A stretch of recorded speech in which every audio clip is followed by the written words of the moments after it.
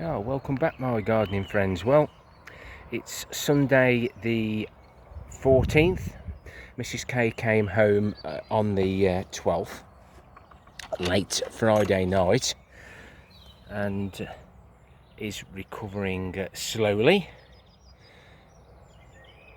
from her conditions. She had a stomach drain on Wednesday after she felt really poorly on the Tuesday. The medical teams got together and decided that they'd got to do it and risk assessed it, and it went ahead, and it made such a difference, especially now we've got her home so she can sleep better. The blackberries, they're bushing out nicely. Again, it looks like they've enjoyed how I've looked after them over the winter. I use log ashes over the between the Christmas and New Year period, and then we mulch everything up. There's the autumn fruiting raspberries looking lush. The very mild February, the dahlias are trying to show their phases. I've had to mound them up in places just in case we get a frost. And the rhubarb is looking really good. I think that's the best crown I've got, because I'm going to reduce the amount of rhubarb I've actually got. But there are varieties out there that grow really big long stems which would suit Malvern. If anybody knows of anybody that's got a wee bit of a root that they could send me, I'd love to try a big variety of rhubarb. The raspberry runners can be a pain, but when they're big enough, all I do is just pull them. And with me spending a lot of time at the hospital, we definitely don't want some of these weeds to go to seed. I'm going to try and catch up now. Spending 6 to 7 hours at the hospital, plus the travelling, it does take a lot out of your day, especially while she was in for the 24 days. But of course, Mrs. K comes first.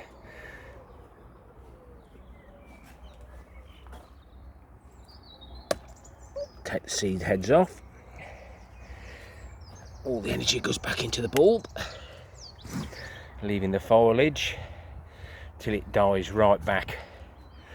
We mustn't be tempted to cut it back until then, but it has given a nice display. And a lot of the pears, conference pears, they've actually set. We'll probably get the June drop, but they didn't get any frost this year, and we don't want all those on that one branch anyway, but looks like we might get a nice crop. I have to keep to 6 foot. All trees on our allotment site need to be at 6 foot and no higher, but these are in a raised bed, so I might just raise it a bit more. The pipe there is to stop any soil getting on the actual graft, but as you can see, it was a cheapy shop bought one, very cheap, and you don't always get the right rootstock, so that one might outlast me, but it might have to come down at some stage. My beds have been open for a while now, and we can see the allotment cat, or a site cat, has been about.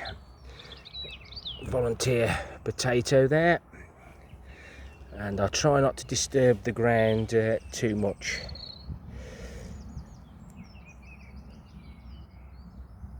We've left the ground open so these weed seeds will germinate.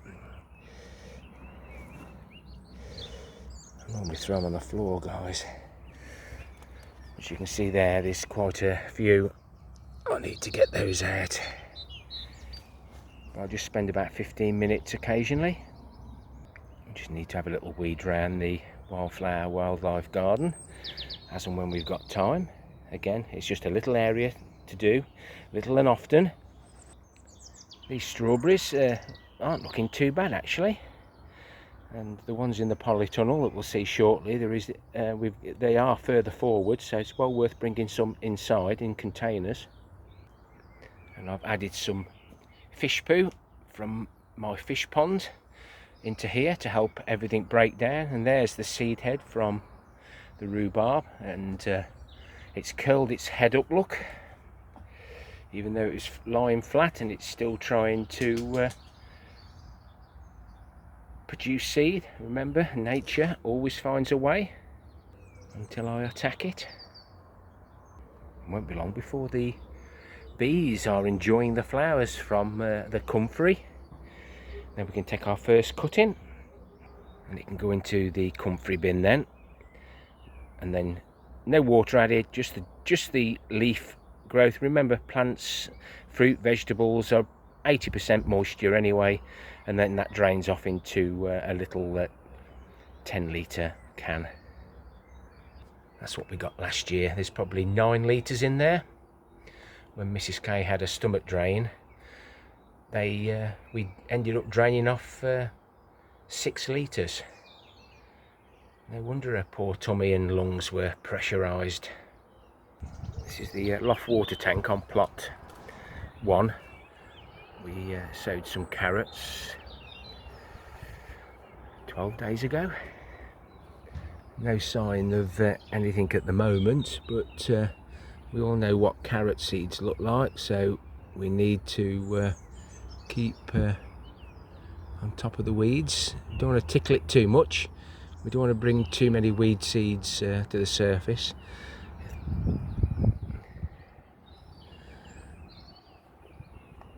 I'll have a little play with this before I go home. This is the stage that I do like to take the weeds out. Just wants a little watering, that does, to make sure those seeds that are germinating don't dry out. So we're on plot 3 now, and the fruit cage. This is where we keep the fruit that the birds love to eat at the early part of the season. Autumn fruiting raspberries, they don't tend not to bother with those because there's normally more food about for them. But here you can see the currants are just forming, and the white currant always seems to be that little bit earlier.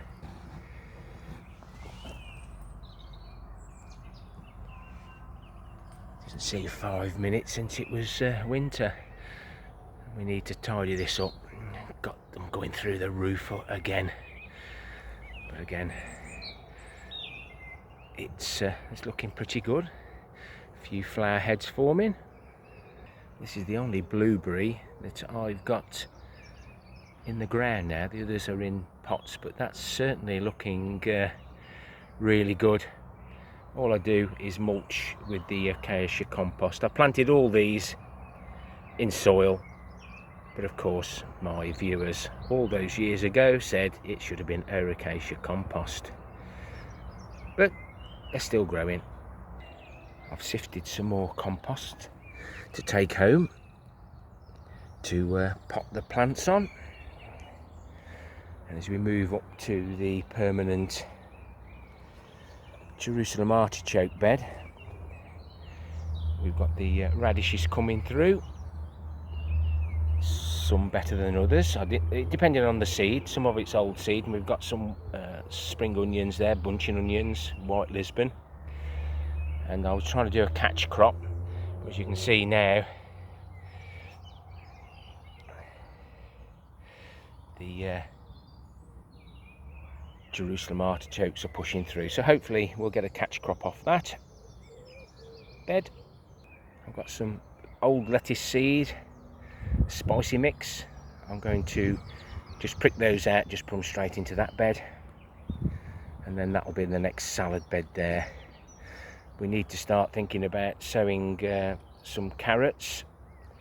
Oh no, sorry, that's May. I start those in May. I do the smaller carrots, Chantenay, and the autumn ones or spring ones, carrots, earlier on. the end of April we'll be revealing the compost bins, and then we can use that to top the beds up, taking lots and lots of asparagus. We'll harvest that for another 5 weeks and then we'll let it be. The last of the sprouts have now gone, and the purple sprouting, claret sprouting broccoli is literally over. Haven't been able to keep on top of it. The red onions from sets still look okay, and the broad beans just need tying up again when I've got a few minutes spare. This is one of the beds that is looking forward to some of that fresh compost. That will then be used for the brassicas. Second sowing of garlic because of the wet weather over the winter. I wasn't sure whether the first lot would survive, but they did. Better to be safe than sorry. I need to give that comfrey away, so if there's any of my local viewers want some comfrey, I've got 2 pots there, and all the cuttings that we took are looking really good at the moment. Shan't be looking at those until the autumn. Won't disturb them till then.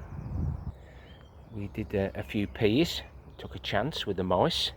Haven't got time to faff about putting them in guttering, but we've got some coming up there, and you might just be able to see where the pongos are just started to show their heads, pushing the soil up.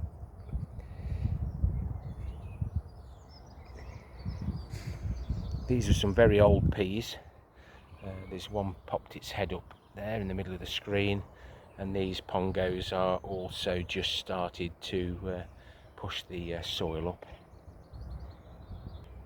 Alpine strawberries grown from seed. You can see the ones that we put in the freezer, such a lot better than some of the rest, and we need to start thinking about sowing the parsnips in this bed.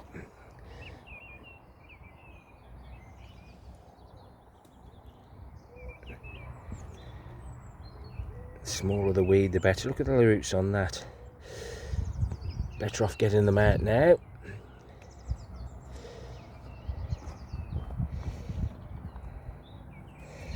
They'll go in the paths. We can scoop a bit of this cocoa coir out then.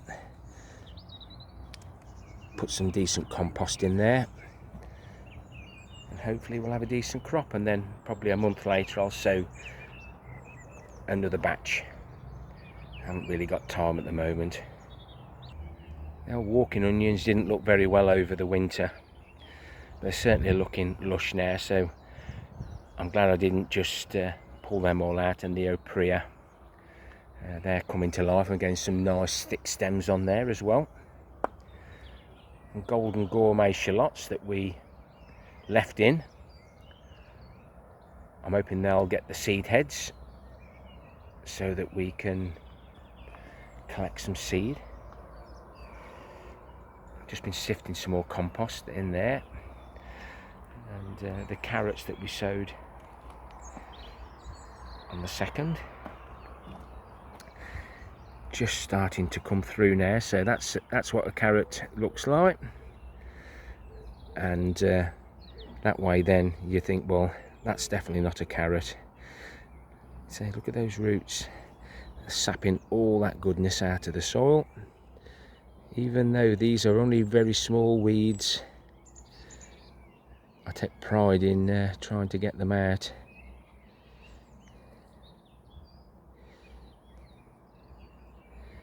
Saves such a lot of time. These haven't got nothing in, but that one I've had a little tickle on, as you can see there, and I can just keep popping up when I can and when I get a chance, trying to get the roots out if possible, even if you have to go a little bit deeper. And there's the red Russian garlic this side, and the elephant garlic. It survived. That one over there, look in the middle of the screen, it's still trying to grow, but I was sort of panicking a little bit. But they look quite good, nice and healthy. These are the long roots for Malvern. Everything seems okay at the moment. Done something completely different this time, but we're getting a nice steady drip, and I can increase the time that the